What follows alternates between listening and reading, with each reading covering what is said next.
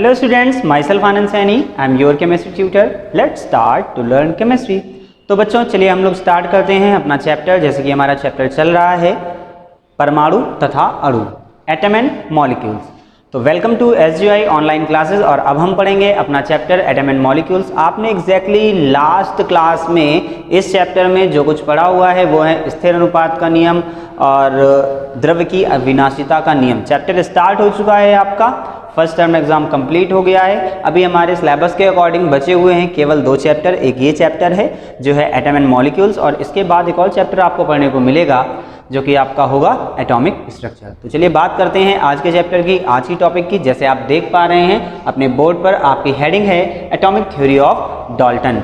Dalton का परमाणु सिद्धांत, हिंदी में बोलेंगे इसे डाल्टन का परमाणु सिद्धांत। तो क्या है डाल्टन का परमाणु सिद्धांत, क्या जरूरत पड़ी इस सिद्धांत की, ये सारी चीजें आज हम लोग डिस्कस करेंगे अपने इस वीडियो लेक्चर में। ओके स्टूडेंट्स, तो चलिए स्टार्ट करते हैं। सबसे पहली बात जैसे आती है डाल्टन के एटॉमिक सिद्धांत के बारे में हमें बात करनी होगी, परमाणु सिद्धांत के बारे में। तो पहला क्वेश्चन ही आता है, जनरली वैसे हिस्ट्री के पीछे नहीं जाना चाहिए बट हिस्ट्री की जरूरत पड़ती है कभी कभी बहुत ज़्यादा। तो अभी आपका पहला क्वेश्चन आता है कि जो डाल्टन का परमाणु सिद्धांत है वो सिद्धांत दिया किसने है। तो डाल्टन ने दिया हुआ है, इंग्लैंड के साइंटिस्ट थे। कब?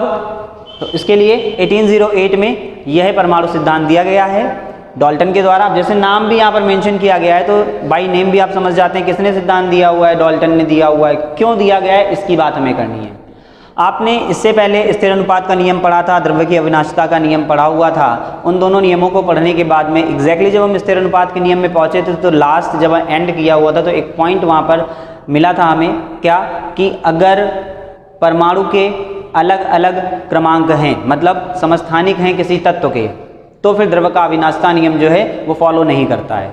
अगर आप किसी भी तत्व के समस्थानिकों का यूज़ कर रहे हैं तो फिर जो आपका स्थिर अनुपात नियम है वो स्थिर अनुपात नियम फॉलो नहीं करता है। तो परमाणु क्रमांक अलग अलग होने से एक बात हमें ये पता चल गई थी कि पदार्थ के अगर हम लोग समस्थानिक यूज़ कर रहे हैं तो उनके प्रॉपर्टीज़ में वेरी कर जाता है, चेंज हो जाते हैं, चेंजेस आते हैं। तो वहाँ पर हमारा स्थिर अनुपात नियम फॉलो नहीं हो रहा था। तो अब हमें ज़रूरत पड़ रही थी कि परमाणु का फिर संयोजन कैसे हुआ है, किसी पदार्थ को कैसे बनाया गया, ये सारी चीज़ें कैसे यौगिक बन रहा है, कैसे तत्व बन रहा है, क्या है उन सब चीज़ों में परमाणु एक्चुअली क्या है ये अभी तक नहीं पता चला था।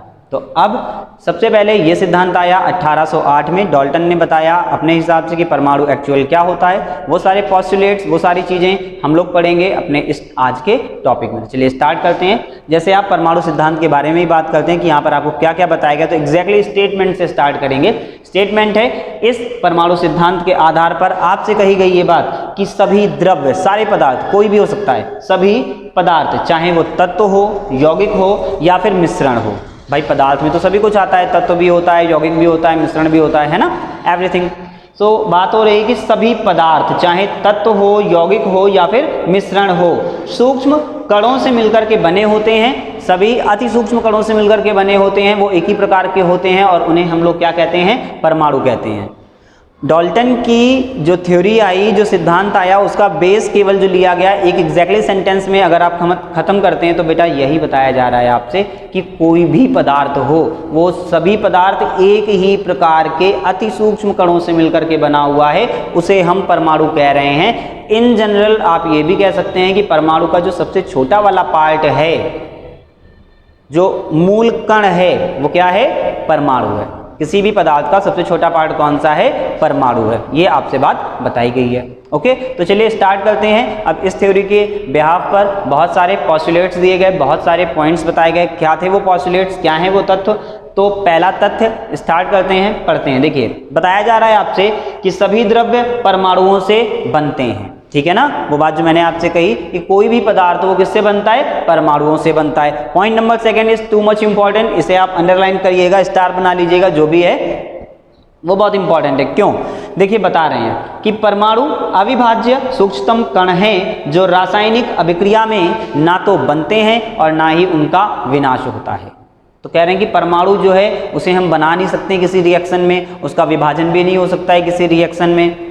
ओके, और खुद वो कह रहे हैं कि परमाणु कैसा है, अविभाज्य है। अकॉर्डिंग टू द डाल्टन, सबसे पहले ये जो पॉइंट बताया गया वो डाल्टन ने बताया कि परमाणु है अविभाज्य। और वैसे भी चैप्टर जब स्टार्ट किया तो मैं आपको एक बात बताया परमाणु मतलब इंग्लिश में एटम, और एटम जो है वो है ब्रिटिश इंग्लिश का एक वर्ड। वहाँ पर एटम का मीन होता है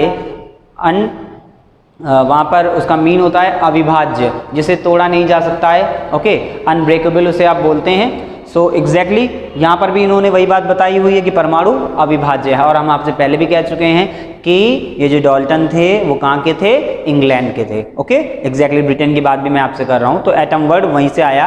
अपने इंडिया के यहाँ पर जो वर्ड दिया गया था वो वर्ड आया परमाणु। परमाणु मतलब परम अणु, परम अणु मतलब अति सूक्ष्म कण। और हमारे यहाँ के एक ऋषि थे जिनका नाम था कणाद।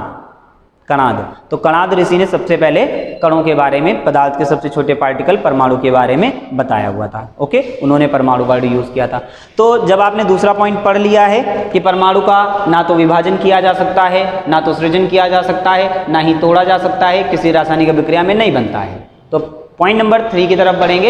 एग्जैक्टली पॉइंट नंबर 3 में आपसे कह रहे हैं कि दिए गए तत्व के सभी परमाणु, दिए गए तत्व के सभी परमाणुओं के द्रव्यमान और जो केमिकल प्रॉपर्टीज हैं, रासायनिक गुण होते हैं, वो सब समान होते हैं। ठीक है ना, ये बात आपसे बताई जा रही है बेटा कि अगर आपको कोई एलिमेंट दे दिया गया, सपोज दैट कार्बन है आपके पास में, या हाइड्रोजन है आपके पास में, ऑक्सीजन है, नाइट्रोजन है, कोई भी एलिमेंट हो सकता है।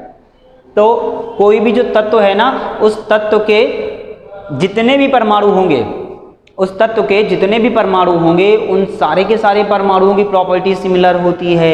उनका परमाणु भार भी समान होता है, वो डिफरेंट नहीं होता है, वो वेरी नहीं करता। ये पॉइंट आपसे बताया गया। एक ही तत्व के सभी परमाणु समान होते हैं, भार में भी और प्रॉपर्टीज में भी। ठीक है, केमिकल प्रॉपर्टीज की बात हो रही है। चलिए नेक्स्ट पॉइंट की तरफ बढ़ते हैं। नेक्स्ट पॉइंट नंबर 4 पे आपसे क्या कह रहे हैं, कह रहे हैं कि भिन्न भिन्न तत्वों के जो परमाणु होते हैं उनके द्रव्यमान और रासायनिक गुणधर्म भिन्न होते हैं। भिन्न भिन्न तत्वों के परमाणुओं के द्रव्यमान, ये देखिए यहाँ पर परमाणु नहीं लिखा है, भिन्न भिन्न तत्वों के परमाणुओं, भिन्न भिन्न तत्वों के परमाणुओं के द्रव्यमान और रासायनिक गुणधर्म होते हैं बराबर समान, एक जैसे। वो आप सॉरी गड़बड़ बोल दिया मैंने। पॉइंट ऐसा है कि भिन्न भिन्न तत्वों के परमाणुओं के जो द्रव्यमान होते हैं वो भिन्न होते हैं। एक ही तत्व के सभी परमाणुओं के, जब हम आपसे पहले पॉइंट नंबर 3 में बोल भी चुके हैं कि जो एक ही तत्व है उसके जितने भी परमाणु होंगे उनके परमाणु द्रव्यमान की बात कीजिए या केमिकल प्रॉपर्टीज की बात कीजिए, वो सिमिलर होती है। सो इट इज ऑब्वियस, बिल्कुल जरूरी है ये कि अगर तत्व भिन्न भिन्न है तो उनके परमाणु भार भी अलग अलग होंगे और उनकी प्रॉपर्टी भी अलग अलग होगी। अब जैसे H2 की बात करिए, हाइड्रोजन एलिमेंट किससे बना है, छोटे छोटे H पार्टिकल से मिलकर के बना है। कार्बन किससे बना हुआ है, छोटे छोटे कार्बन पार्टिकल से मिलकर के बना हुआ है ना। तो उनके जो एटम होंगे, अब H का एटम जो है वो अलग होगा, उसमें तो एक ही इलेक्ट्रॉन होता है। जो कार्बन का है उसका एटम अलग होगा क्योंकि उसमें 6 इलेक्ट्रॉन होते हैं। एग्जैक्टली ये बात कही जा रही है। ओके बेटा, अभी आप जैसे जैसे चैप्टर में आगे बढ़ते जाएंगे तो बहुत सारी चीज़ें जानेंगे इसके बारे में। इसके बाद वाला चैप्टर तो एग्जैक्टली वही है कि कोई परमाणु कैसे बनता है, होता क्या है, इलेक्ट्रॉन प्रोटॉन न्यूट्रॉन कहाँ मिलते हैं, ये सारी चीज़ें सब जानेंगे भी। ओके, नेक्स्ट पॉइंट की तरफ बढ़ रहे हैं।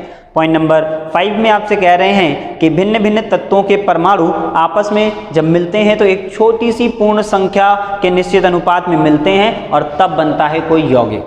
किसी यौगिक का निर्माण कैसे होता है, जब अलग अलग तत्वों के परमाणु आपस में एक निश्चित अनुपात में मिलते हैं, उसमें भी कंडीशन लगाई, एक पूर्ण संख्या के रूप में मिलते हैं। ठीक है ना, तो फिर क्या होता है, निर्माण होता है जिस पदार्थ का, उस पदार्थ को हम लोग क्या कहते हैं, यौगिक कहा जाता है। ठीक है, तो चलिए देखते हैं एक और पॉइंट। दूसरे पॉइंट में आपसे क्या कह रहे हैं कि किसी भी यौगिक के परमाणुओं की जो सापेक्ष संख्या होती है और वो जो उनका प्रकार होता है वो हमेशा निश्चित रहता है। ओके, एक बारी फिर से आप इस पॉइंट को देख सकते हैं। देखिए क्या कहा जा रहा है, किसी भी यौगिक के परमाणुओं की सापेक्ष संख्या, किसी यौगिक के परमाणुओं की सापेक्ष संख्या हमेशा निश्चित रहेगी, प्रकार हमेशा निश्चित रहेगा। पॉइंट वही है कि एक ही प्रकार के उसमें आपको एटम्स मिलने वाले हैं और सापेक्ष संख्या, वो जो यौगिक है उसमें नंबर वेरी नहीं करता है। ठीक है, ऐसा नहीं कि CO2 का जो आपको एक मॉलिक्यूल आपने CO2 का देखा, फिर वही CO2 आप कहीं दूसरे से देख रहे हैं। मतलब जैसे आपने CO2 बनाया C+O2 को रिएक्ट करा करके, और ऐसे आपने जो CO2 बनाया वो कार्बन मोनोऑक्साइड और ऑक्सीजन को रिएक्ट करा के बनाया, तो ऐसा नहीं है। दोनों CO2 ही आपको मिल रहे हैं, उन दोनों CO2 में एक ही कार्बन और 2 ऑक्सीजन मिलेंगे, उनकी सापेक्ष संख्या भी एक ही जैसी रहेगी जो इधर CO2 है वो उधर भी CO2 है, परमाणुओं की संख्या भी, परमाणुओं को द्रव्यमान भी, वो दोनों टाइप के CO2 में आपको समान मिलेगा। ये डिपेंड नहीं करेगा कि वो कहाँ से बना है, कैसे बना है। ओके,